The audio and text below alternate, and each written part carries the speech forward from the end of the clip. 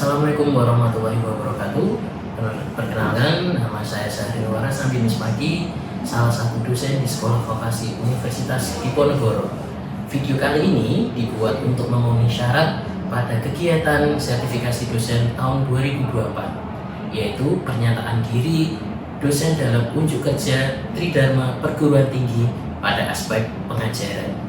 Pada video kali ini, saya akan menjelaskan mengenai mata kuliah pengolahan citra satelit yang ditempuh pada semester 4 dengan beban SKS 3 SKS. Kemudian pada mata kuliah ini nanti akan membahas mengenai pemanfaatan citra satelit pada kegiatan tata ruang. Oke, Assalamualaikum warahmatullahi wabarakatuh. Waalaikumsalam warahmatullahi wabarakatuh. Selamat pagi teman-teman semuanya. Kita hari ini akan melanjutkan kuliah pengolahan citra satelit di minggu ke-6. Jadi hari ini kita akan mempelajari mengenai pemanfaatan citra satelit. Bisa dilihat di sini sesuai dengan RPS kita. Nanti teman-teman mampu melakukan analisis normalized difference build up area, jadi NDBI. Kemudian materinya nanti teman-teman akan saya berikan sedikit pengantar. Setelah itu nanti teman-teman akan mencoba bersama-sama. Oke, jadi nanti setelah saya sebentar memberikan pengantar, nanti teman-teman akan melaksanakan praktikum, ya. Kemudian manfaat dari kegiatan ini nanti atau CPMK dari kegiatan ini nanti yaitu teman-teman mampu mengaplikasikan penggunaan ini untuk melakukan proses deteksi daerah build up area, oke, atau area terbangun di sebuah wilayah. Seperti itu. Nanti kita materi, kemudian teman-teman praktek, kemudian setelah itu nanti kita akan diskusi. Oke, kemudian, nah, sebenarnya apa sih NDBI itu? Atau NDBI itu singkatan dari Normalized Difference Build Up Area atau Build Up Index. Nah, di sini kita akan melakukan pemanfaatan data dari citra satelit, kemudian kita ekstraksi data tersebut, kemudian bisa kita dapatkan informasi-informasi tertentu. Oke, paham teman-teman? Jadi di sini yang kita manfaatkan adalah citra satelit. Dari citra satelit itu nanti akan kita gunakan beberapa band saja. Nah, selanjutnya citra satelit di sini yang akan kita gunakan adalah citra satelit Sentinel-2. Kenapa Sentinel-2? Karena pada saat ini Sentinel-2 adalah citra satelit yang paling banyak digunakan karena aksesnya mudah, kemudian selain itu pemrosesannya juga mudah. Selain itu resolusi spasialnya dia juga besar, yaitu 10 meter. Berbeda ketika zaman dahulu sebelum ada Sentinel-2 ini bisa digunakan juga di citra Landsat. Nah, tetapi ketika kita menggunakan Landsat, resolusi spasialnya itu hanya 30 meter. Oke. Nah, karena skala kita pemetaannya harus detail di skala 25.000, ini kita bisa gunakan untuk skala kabupaten, kemudian skala provinsi, makanya kita bisa gunakan Sentinel-2 ini. Oke. Nah, di Sentinel-2 ini nanti ada banyak band, kemudian yang akan kita gunakan, band-band yang akan kita gunakan nanti ada SWIR itu nanti di band 11, kemudian ada NIR itu nanti di band 8. Hanya 2 band ini yang akan kita gunakan. Oke. Tapi diingat, band 11 sama band 8 ini urutannya akan berbeda ketika kita menggunakan citra satelit yang berbeda. Semisal ketika kita nanti menggunakan citra Landsat, maka akan kita cari dulu NIR sama SWIR-nya ini di band berapa. Nah, dan dipastikan dulu kedua band ini memiliki resolusi spasial yang sama. Nah, karena NDBI kita menggunakan Sentinel, perlu digarisbawahi Swift atau band 11 di Sentinel-2 itu memiliki resolusi spasial 20 meter. Oke, sedangkan NIR-nya itu ada di 10 meter. Maka nanti ketika teman-teman melakukan processing, teman-teman harus melakukan yang pertama adalah resize dulu. Oke, jadi yang NIR 8 ini, di band 8 ini kita ubah menjadi 20 meter. Oke, sampai di sini ada pertanyaan dulu belum? Oh, tidak ada. Oke, saya lanjutkan. Nah, nanti teman-teman, kita menggunakan band 8 sama 11 ini, kita resample atau resize dulu ke 20 meter, baru kita masukkan ke algoritmanya ini. Oke, nanti kita proses, kemudian akan kita lihat. Nah, kemudian untuk pemrosesan data ini, software yang akan kita gunakan itu adalah ada banyak sebenarnya. Tetapi karena kita di sini diskusinya secara akademis, maka software yang kita gunakan harus yang sudah license. Nah, salah satu yang mudah diakses teman-teman itu adalah QGIS. Nah, QGIS ini selain dia akan bisa digunakan untuk pengolahan GIS, dia juga bisa digunakan untuk pengolahan citra satelit. Oke, nanti data teman-teman kita masukkan di sini, kemudian akan kita proses seperti ini. Nah, hasil akhirnya nanti itu adalah bisa kita lihat.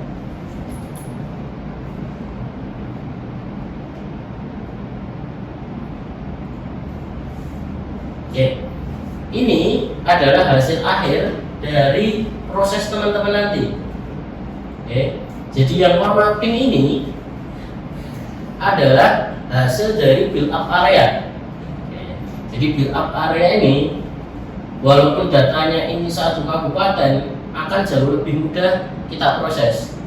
Tapi nanti ketika prosesing tergantung juga dengan komputer atau laptop teman-teman, ya.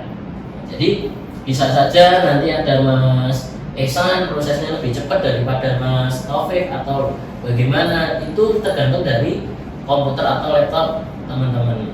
Oke. Kemudian kita masuk ke pemrosesannya sekarang. Kalau ini hasilnya, nah cara buatnya kalau kita di Quantum GIS itu kita buat project baru dulu dan kita pastikan data-data kita sudah ada.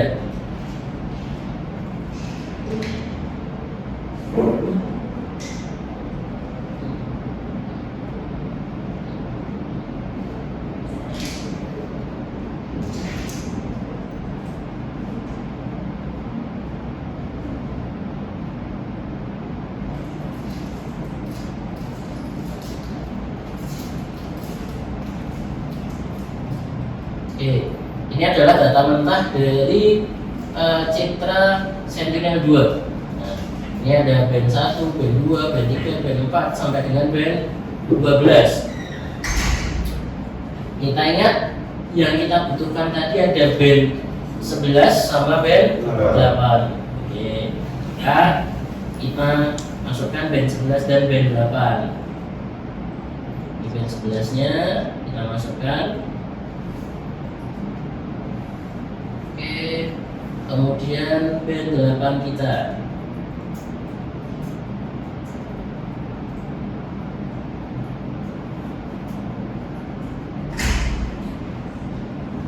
Oke.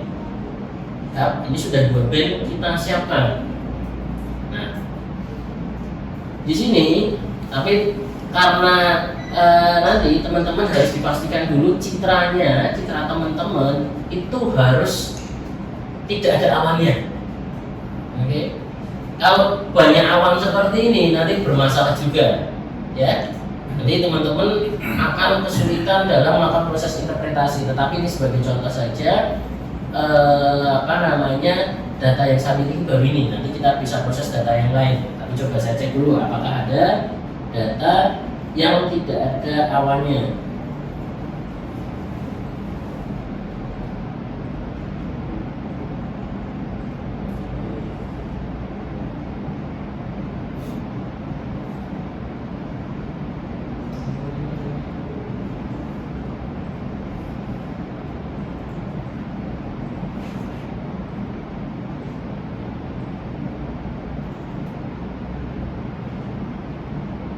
Oke, ini jauh lebih jelas. Kita akan coba proses di area sini. Ben 11.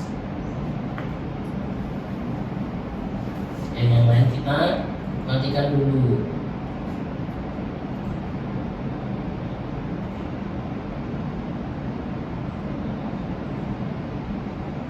Oke, sampai di sini ada yang pertanyaan dulu?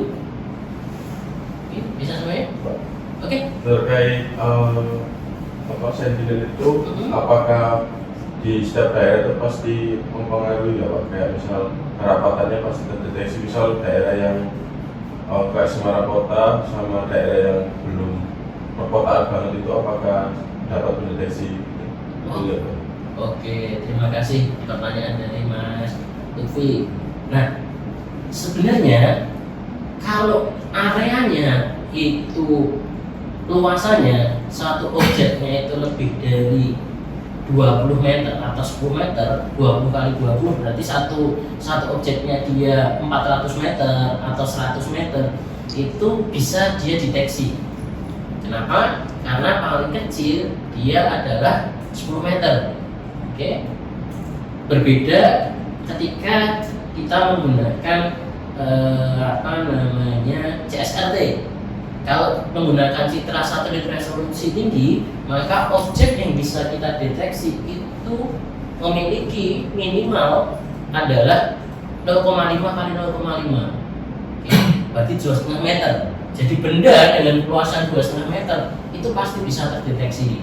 Kalau ini makanya hanya bisa kita gunakan ketika kita melakukan pemetaan skala kabupaten atau skala provinsi. Karena itu tadi objeknya harus besar dulu. Jadi kalau memang daerah perkotaannya atau yang mau menjadi kota ini luas, itu bisa. Sebagai contoh ini kan di sini didominasi, ini adalah daerah Demak. Nah, kemudian ini didominasi dengan perikanan. Nah, nanti kita cek apakah bisa, gitu kan? Kalau kota Semarang, yang sebagai contoh awal tadi adalah kota Semarang. Kalau kota Semarang itu pasti bisa. Gitu. Oke, begitu Mas Lutfi? Bisa dipahami? Bisa Pak. Ada pertanyaan yang lainnya? Oke, silakan Mas Alvin. Kalau kita memproses citra satelit berarti resolusi spasial keduanya itu harus sama. Kalau tadi kan 20 sama 10, berarti keduanya dijadikan 20. Iya. Nah, itu berarti kita menyesuaikan dari citra yang resolusi spasialnya lebih tinggi, kita turunkan ke Pak. Iya. Itu setiap semua pengolahan citra satelit atau seperti itu atau gimana? Benar, sama Mas Alvin. Jadi konsepnya gini teman-teman. Kalau kita melakukan pemrosesan citra satelit ini, itu sangat tergantung dari citra satelit kita. Oke, dan di citra satelit itu band-bandnya itu belum tentu memiliki resolusi spasial yang sama. Nah, kemudian yang kita lakukan adalah dengan menggunakan yang namanya generalisasi. Oke, generalisasi itu adalah merubah dari skala yang besar ke skala yang lebih kecil. Misal, dia dari skala 1:5.000 kita rubah ke skala 1:10.000. Itu namanya adalah generalisasi. Kayak seperti tadi, yang awal spasialnya adalah 20 meter, ada 10 meter. Maka yang 10 meter akan kita buat ke 20 meter. Oke, berbeda atau tidak akan bisa ketika yang skalanya itu lebih besar kita bawa skala kecil kita bawa ke skala yang lebih besar. Misal dari yang 20 meter kita bawa ke 10 meter. Secara hitungan itu tidak bisa. Tapi kalau kita mau paksakan juga bisa nanti windownya jadi 10 kali 10, tapi hasilnya kan sangat berubah. Gitu. Oke, bisa dipahami? Jadi ini kita lanjutkan lagi ya. Kemudian setelah ini ada 2 band kita. Nah, kemudian kita hapus dulu yang ini. Kemudian kita bisa masuk ke raster.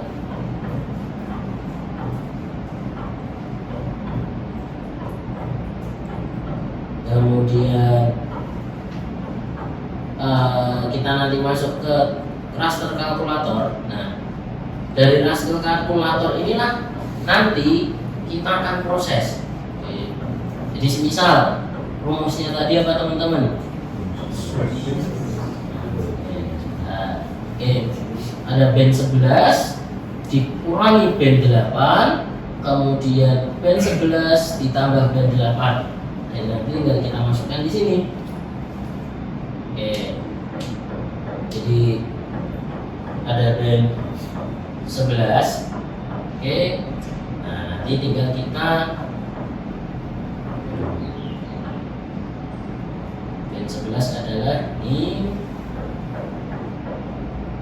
Oke.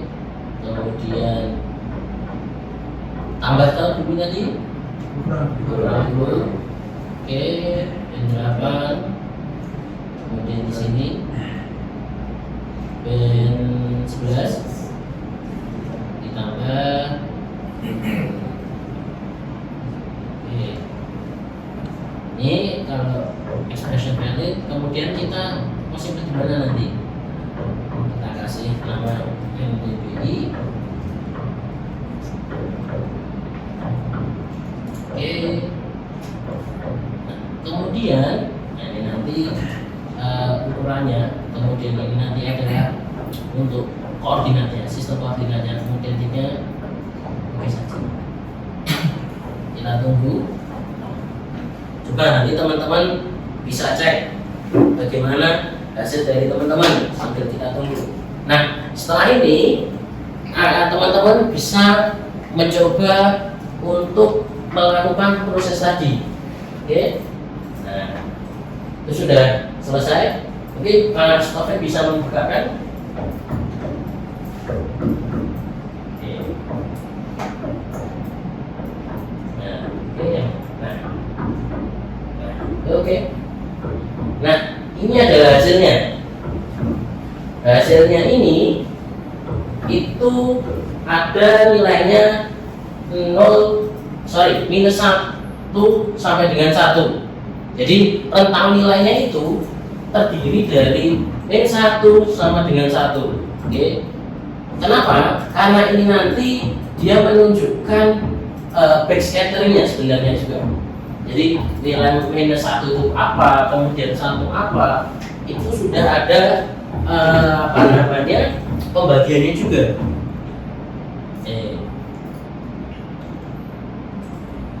Nah, ini adalah kelas-kelasnya nanti. Ini nanti ada air. Nah, dari minus 1 sampai dengan minus 0,01 ini nanti air. Kemudian minus 0,1 sampai 0,49 itu nanti ada minor build-up area. Nah, sedangkan sedangkan 0,49 sampai dengan yang mendekati 1 itu adalah area terbangunnya. Jadi nanti kita klasifikasikan nih. Nah, klasifikasi inilah yang nantinya akan kita jadikan acuan dari data kita tadi. Oke.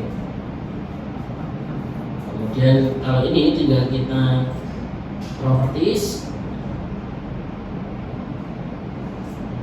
Kemudian kita ganti.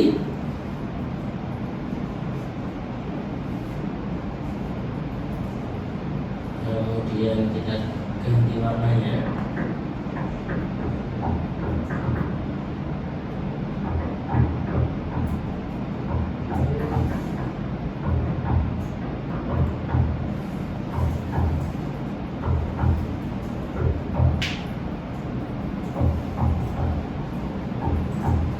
Tinggal kita cari nanti,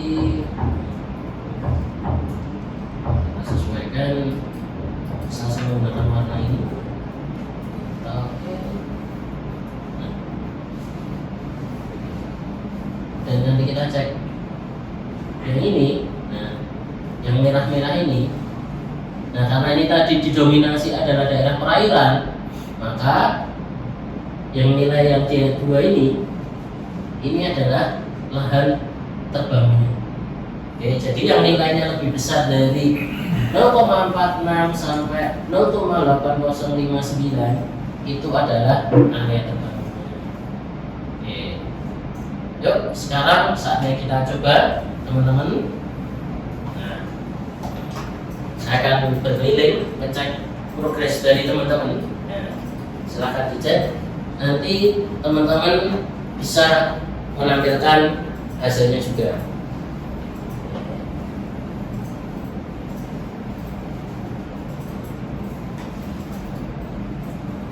Kira-kira ada pertanyaan nggak untuk Mas Am? Oke, gimana? Untuk citra Sanyala sendiri, Sentinel 2 sendiri kan merupakan citra aktif Pak ya? Iya. Sudah pasif. Ya, Sudah pasif. Dia merekam dengan data yang energi yang sudah ada. Nah, kemudian itu kan kelemahannya dengan awan Pak ya? Apakah noise awan itu bisa dibersihkan atau memang benar-benar harus citra itu sendiri yang sudah bersih? Nah, kalau menggunakan citra pasif atau optis, maka syarat teman-teman nanti itu adalah mencari citra yang clear area, benar-benar areanya bersih. Maksimal di area teman-teman itu adalah 10%. Nah, ketika nanti teman-teman mencari, itu harus disetting dulu sedemikian hingga kalian cari tanggal dan sebagainya dan dipastikan datanya sudah bersih. Gitu. Karena itu adalah kelemahan dari Sentinel 2, sehingga nanti teman-teman harus bisa memastikan itu. Ya, ada pertanyaan lagi mengenai ini? Atau ada yang sudah selesai? Bisa ditampilkan?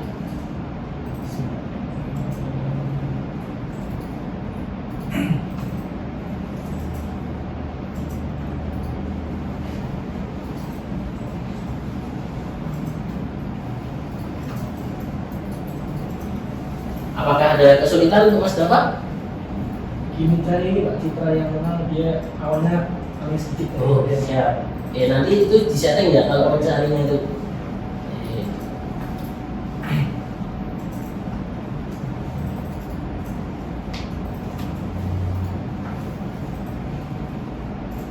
Pak, mau bertanya Pak.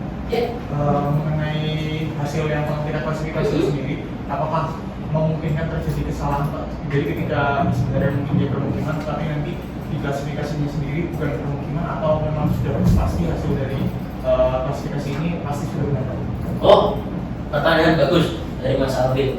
Nah, salah satu dari kunci ketika kita melakukan proses yang menggunakan penginderaan jauh ini adalah validasi. Nah, itu adalah kuncinya. Oke, kenapa? Karena kita tidak langsung mendatangi tempatnya, sehingga potensi kesalahan itu pasti besar. Apalagi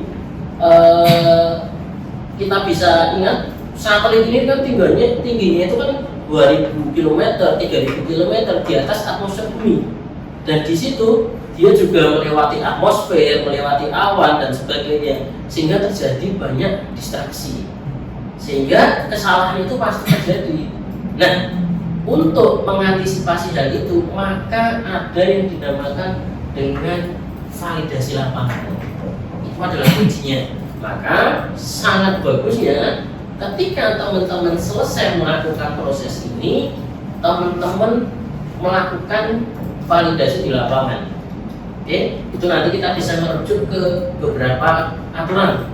Nah, kita bisa melihat peraturan dari Badan Informasi Geospasial. Maka untuk peta tematik ini overall akurasinya harus di atas 85%. Jadi kalau mau di-accepted, maka harus di atas 85% untuk citra yang skala kecil ya. Jadi untuk kabupaten, untuk provinsi itu bisa, tapi untuk yang skala lebih besar maka nanti akurasinya harus lebih tinggi. Tapi hanya untuk skala kabupaten dan skala provinsi itu bisa di 85%. Begitu. Oke, jadi bagus pertanyaan tadi, karena itu yang harus dilakukan oleh teman-teman nanti. Karena itu sering lupa teman-teman ketika di lapangan. Oke, mau ada pertanyaan lagi?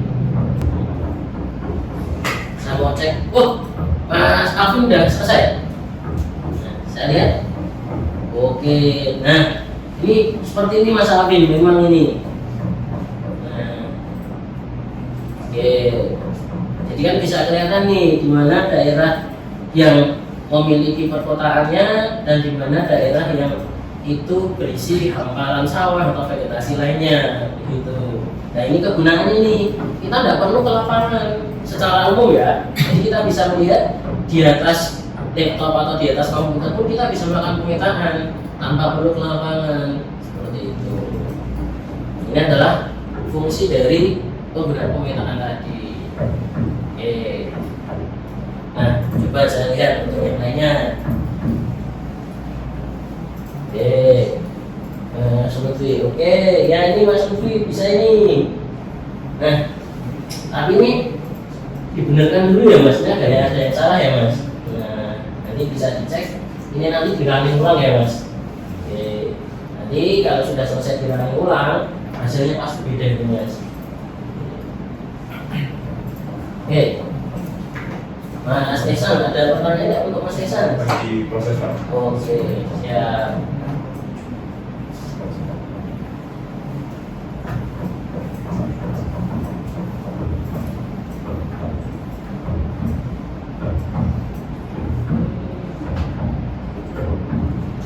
Nah nanti kalau teman-teman validasi ke lapangan itu jangan lupa difoto ya untuk data-data yang di lapangan atau sesuai atau tidak nantinya.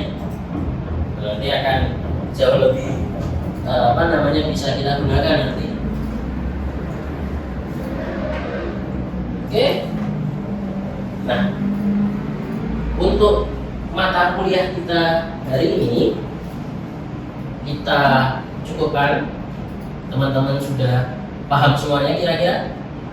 Oke, kalau sudah nanti teman-teman bisa praktekkan lagi dengan teman-teman mencoba. Nah, nanti ada sedikit tugas buat teman-teman. Oke, nanti teman-teman itu akan membuat peta NDBI selama 5 tahun di kabupaten atau kota asal teman-teman, kemudian teman-teman proses dan teman-teman silahkan lihat nanti bagaimana perbedaannya gitu. Oke, kira-kira bisa dimengerti teman-teman? Jadi sesuai CPMK-nya tadi, jadi emang yang dihasilkan dari teman-teman ini adalah nanti teman-teman bisa menguasai penggunaan dari NDBI ini. Saya harapkan agar nilai dari CPMK ini bisa dipahami teman-teman dan dikuasai, silahkan teman-teman untuk mencoba. Oke, terima kasih teman-teman semuanya. Silahkan mengerjakan. Nanti apabila ada pertanyaan bisa tanya ke saya. Begitu. Terima kasih dan selamat pagi. Assalamualaikum warahmatullahi wabarakatuh. Oke, demikian video mengenai pembelajaran kali ini. Semoga video ini menjadi bermanfaat untuk kita semua. Terima kasih dan saya ucapkan wassalamualaikum warahmatullahi wabarakatuh.